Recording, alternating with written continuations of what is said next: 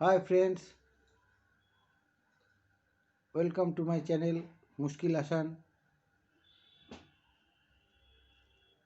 उम्मीद है कि आप लोग सब खुशहाल हो। मैं आज आपको मेरा जो वायरस अटैक हुआ था उसके बारे में बताऊंगा। मैं वायरस का नाम नहीं बोलूंगा क्योंकि ये यूट्यूब का सेंसर में आ रहा है। तो -19 जो चल रहा है उसके बारे में मैं बताऊंगा। लास्ट 31 अगस्त को मेरा अचानक दोपहर को बुखार जैसा महसूस हुआ और धीरे धीरे दोपहर के खाने के बाद धीरे धीरे बुखार चढ़ने लगा। शाम तक 102-3 तक बुखार आ गया। तो मैं शुरू में पैरासीटामोल 650 लिया। मन में शंका था, लेकिन फिर भी मैंने सोचा कि ये सीज़न तो अभी चेंज हो रहा है, इसके वजह से भी हो सकता है, इस बोल के तो मैंने पैरासीटामोल चालू कर दिया। तो पैरासीटामोल चालू करने के 6 घंटे के बाद मेरा बुखार उतर गया। 1 घंटा के बाद बुखार उतर गया और 6 घंटा तक ये बुखार नहीं आया। लेकिन 6 घंटे के बाद फिर मेरा बुखार आ गया और फिर मैंने पैरासीटामोल ली 650, जो कि नहीं लेना चाहिए था। As per doctor advice 8 to 10 hours के बाद ही लेना है। बाद में मैंने डॉक्टर से कांटेक्ट किया और उन्होंने बोला नहीं, ऐसा नहीं करना चाहिए। 8 से 10 घंटे के बाद एक डोज पैरासीटामोल 650 तो है ही, लेकिन जो ICMR का गाइडलाइंस है उसमें 500 से ज़्यादा लेना नहीं है। मैंने 650 ली, डॉक्टर से बात की, डॉक्टर ने बोला ठीक है 650 आप ले सकते हैं दिन में 2 बार। तो फिर वही 102-3 तक जाता है बुखार और पैरासीटामोल लेने के बाद 99-100 इसके भी इन बिटवीन 99-100 के बिटवीन रहता है। 3 दिन मेरा 31 अक्टूबर से 31 अक्टूबर दोपहर को बुखार, 1 तारीख को, 2 तारीख को, 3 तारीख को मेरा बुखार एकदम उतर गया। मतलब बुखार का कोई नहीं है, बुखार का सिम्टम नहीं है, बुखार नहीं है, सिर दर्द, बदन दर्द कुछ भी नहीं है। तो 2 तारीख को जब हो गया, बुखार नहीं था, तो मैंने मन ही मन सोचा कि चलो टेस्ट करा लेते हैं, क्योंकि मन में तो शंका था। तो मैंने चला गया टेस्टिंग सेंटर जो गवर्नमेंट का, वहाँ जाके नाम लिखाया और उसके बाद टेस्टिंग हुआ दोपहर को और शाम तक रिपोर्ट आया मेरा पॉजिटिव। लेकिन 3 तारीख को मेरा कोई भी प्रॉब्लम नहीं था। एज ए नॉर्मल पीपल मैं कर रहा था, घर के सबके साथ मिला, एक साथ खाना खाया, सब कुछ किया। लेकिन 3 तारीख शाम तक जब रिपोर्ट आ गया पॉजिटिव, तो मैं खुद को क्वारंटाइन कर ली। एक रूम में मैं अलग से रहने लगा। लेकिन मेरा कोई प्रॉब्लम नहीं था, कोई भी सिम्टम नहीं था, ना बुखार था, ना सर्दी था, ना खांसी था, ना बदन दर्द, सिर दर्द, सांस फूलना, कुछ भी नहीं था। ठीक है, लेकिन पॉजिटिव इज़ पॉजिटिव, उसको मानना पड़ेगा। इसीलिए मैंने क्वारंटाइन कर ली। लेकिन असली खेल शुरू हुआ 3 तारीख रात 11:30 बजे से। जो सिचुएशन मैंने फेस की, मेरे को मालूम नहीं है इस टाइप का सिचुएशन किन किन आदमी ने फेस किया, कितना आदमी ने फेस किया कि नहीं किया, ये भी मेरे को मालूम नहीं है। लेकिन मैं मेरा एक्सपीरियंस शेयर कर रहा हूँ आप लोगों से। और ये जानकारी, मेरा जो एक्सपीरियंस मैं शेयर कर रहा हूँ, ये जानकारी उन लोगों के लिए है जो ये वायरस को ये सोचता है कि नहीं ये कुछ नहीं होने वाला, ये तो भाई ऐसा ही नॉर्मल है, नॉर्मल नहीं फ्रेंड्स, ये ऐसा नहीं है। शुरू में तो ये खेल तो बाद में दिखाता है और ये कंटिन्यू चलता है, पोस्ट वायरस सिंड्रोम चलता है 3 से 6 महीना तक ये चलता है, जो as per the statement of the doctors, not only one doctors, many doctors.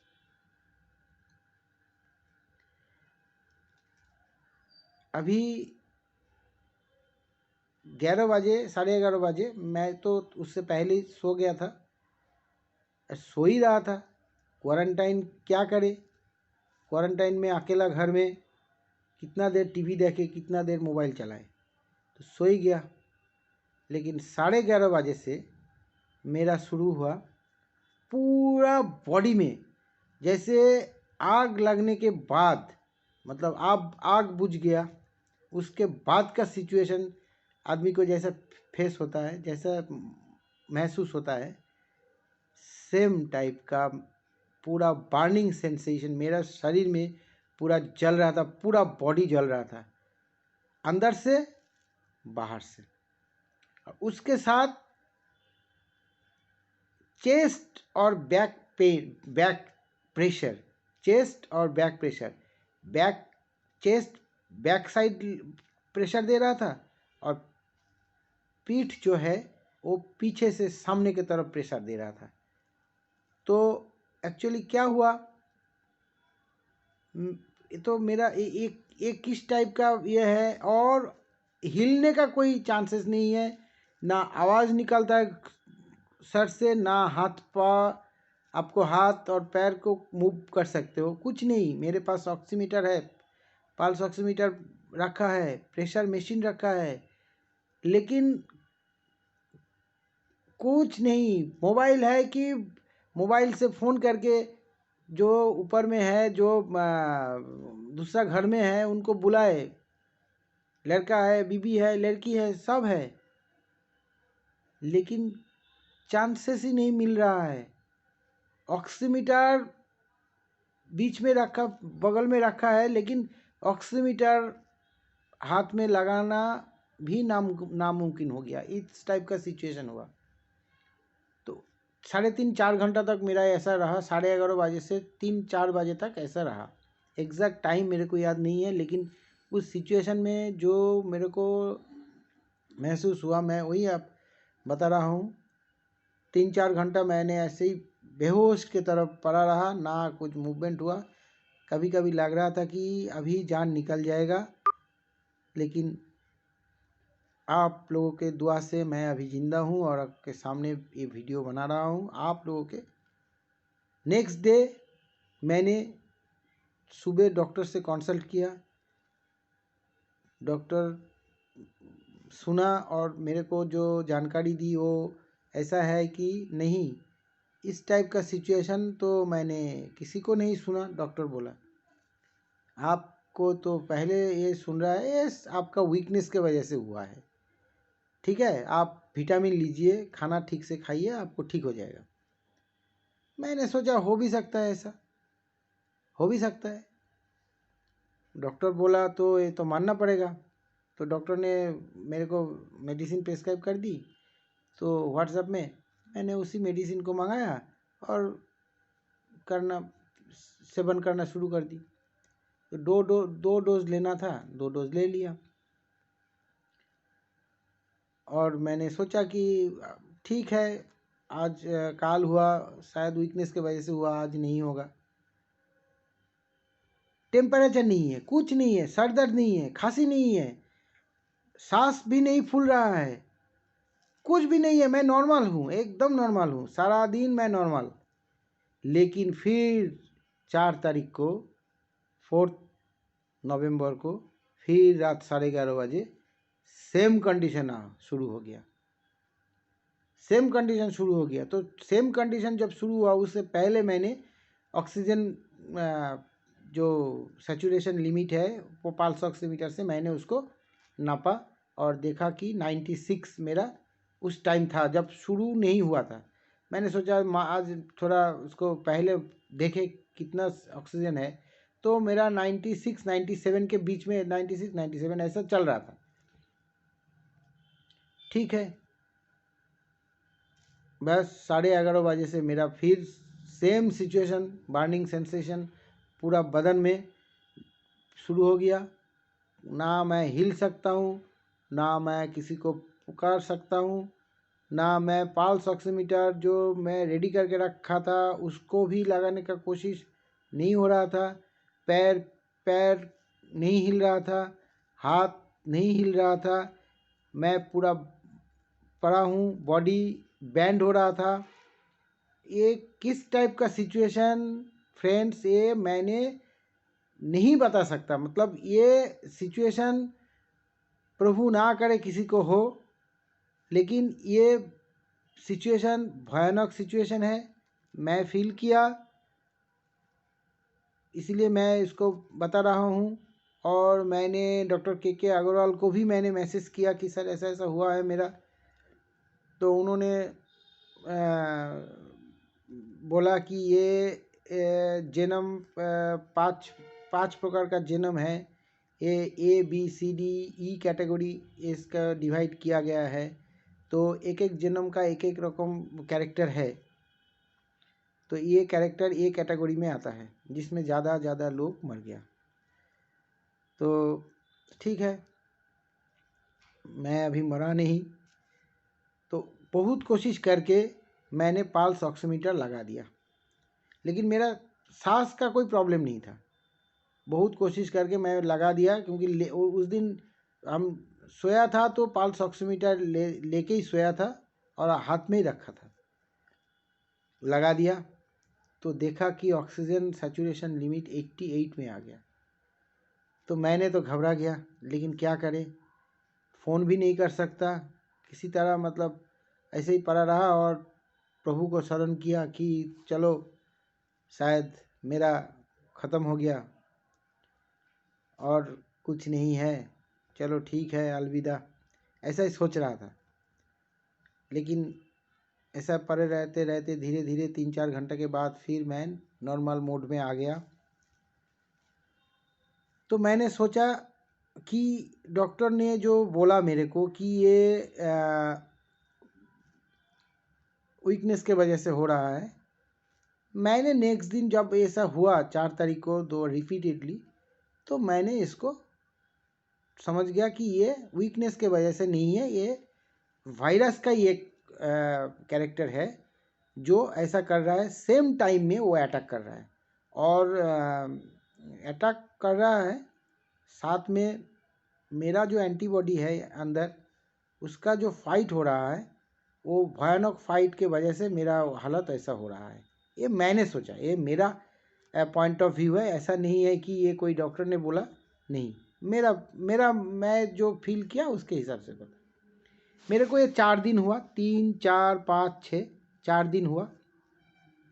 6 तारीख के बाद 7 तारीख से मैं नॉर्मल हो गया। मेरा 7 तारीख से धीरे धीरे खांसी शुरू हुआ। खांसी भी पहले दिन अगर 10 बार खांसे तो नेक्स्ट डे 20 बार, उसके बाद 30 बार, ऐसा करके इंक्रीज़ हो रहा था। लेकिन खांसी जब शुरू हुआ था तो घरेलू उपचार तो है ही, गार्गल करो, वेपर लो, मधु तुलसी पत्ते के साथ खाओ, ये सब तो है ही। मेडिसिन चल रहा था, डॉक्टर को बोला, मेडिसिन भी चल रहा था, सब कुछ ठीक ठाक चल रहा था। 4 दिन के बाद धीरे धीरे खांसी नॉर्मल हुआ। लेकिन खांसी ऐसा है कि क्या बोलूँ, ये भगवान ना करे किसी को हो। इसीलिए ये बीमारी बहुत ही डेंजरस बीमारी है।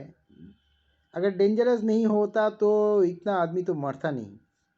सब तो कोमॉर्बिडिटीज़ के वजह मरा नहीं ना, बहुत सारे छोटे उम्र का आदमी भी मर गया, sister brother, Elder brother, younger brother, बहुत सारे ऐसा मर गया। ये बहुत ही, तो मैं मृत्यु के द्वार से लौट के आया।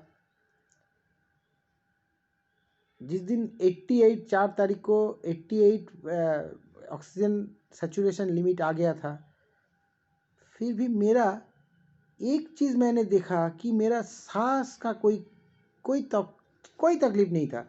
सांस नॉर्मल ही चल रहा था, लेकिन थोड़ा फास्ट चल रहा था। नॉर्मल लेकिन थोड़ा फास्ट। ऐसे अगर नॉर्मल 60 बार लेते थे तो 70-75 हो रहा था। ऐसा ही, लेकिन कोई प्रॉब्लम नहीं हो रहा था। मेरा प्रॉब्लम था वही। अभी 4 दिन हो गया। अभी क्वारंटाइन पीरियड पहले म्यूनसिपैलिटी ने बोला 10 दिन, उसके बाद जो कोविड डेजिग्नेटेड डॉक्टर है उन्होंने बोला नहीं 14 डेज़। लेकिन एक्चुअली फ्रेंड्स, ये 14 डेज़ 10 डेज़ का बात छोड़ दीजिए, पक्का 21 डेज़ क्वारंटाइन, सेल्फ क्वारंटाइन रखिए। 14 डेज़ के बाद आप घर के सब मेंबर से मिलिए, पिताजी, माताजी, वाइफ, चिल्ड्रेंस, सब से मिलिए।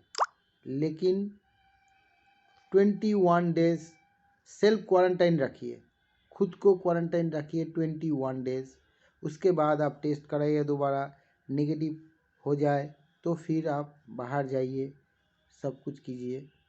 आपको शुरू में कुछ प्रॉब्लम नहीं होगा, लेकिन इतना वीकनेस बढ़ जाता है, ये आपको 2 कदम 4 कदम चलने के बाद पता चलेगा।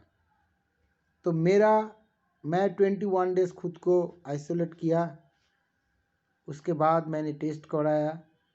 टेस्ट करवाने के बाद ये नेगेटिव आया, तो फिर मैंने बाहर गया। 21 डेज़ के बाद भी मैंने बाहर नहीं गया, घर में ही था। घर का सब आदमी से ये किया था, खाना बना शुरू कर दिया एक साथ, और थोड़ा थोड़ा चलना शुरू कर दिया था। तो मेरा उस टाइम कोई प्रॉब्लम नहीं था। आज मैं मेरा एक्सपीरियंस आपको बताया, और शायद 4 तारीख को मेरा ऑक्सीजन का ज़रूरत होता अगर घर क्वारंटाइन में अकेला नहीं होता। ये भी एक चीज़ है कि क्वारंटाइन में अकेला होना और इस टाइप का प्रॉब्लम, डॉक्टर साहब ने बताया कि इस टाइप का प्रॉब्लम तो मैंने सुना नहीं।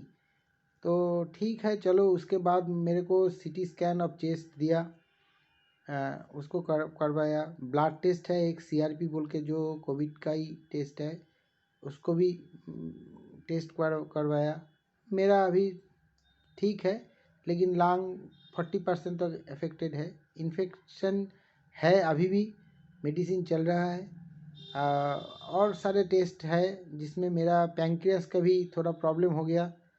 ज़्यादा नहीं, लेकिन थोड़ा प्रॉब्लम हो गया, इसलिए मेरा स्टूल जो है वो हार्ड हो गया। रेक्टम का एक पोर्शन, मतलब आगे का पोर्शन थोड़ा नॉन फंक्शनिंग हो गया। डॉक्टर ने बोला ये 3 महीने तक ऐसा है। पेट में गैस हो रहा था। गैस अभी ठीक है, 2 महीना हो गया, अभी नॉर्मल है, गैस उतना नहीं है। तो मेरा सबसे रिक्वेस्ट है कि मास्क को यूज़ कीजिए, हाथ को सैनिटाइज कीजिए, और पोस्ट कोविड जो सिंड्रोम है, इसके लिए मैं दूसरा वीडियो बनाऊंगा, और आप लोगों को दूसरा वीडियो मैं जल्दी ही प्लेस करूंगा। अगर ये वीडियो अच्छा लगे तो प्लीज़ सब्सक्राइब कीजिएगा, शेयर कीजिएगा, कमेंट कीजिएगा, बेल आइकॉन को प्रेस कीजिएगा, कुछ भी कीजिएगा, बिना कुछ किए मत जाइएगा। ये मेरा रिक्वेस्ट है। और सबको फिर एक बार शुभकामना। सुस्त रहिए, मास्क पहनिए, हाथ सैनिटाइज कीजिए। Thank you very much.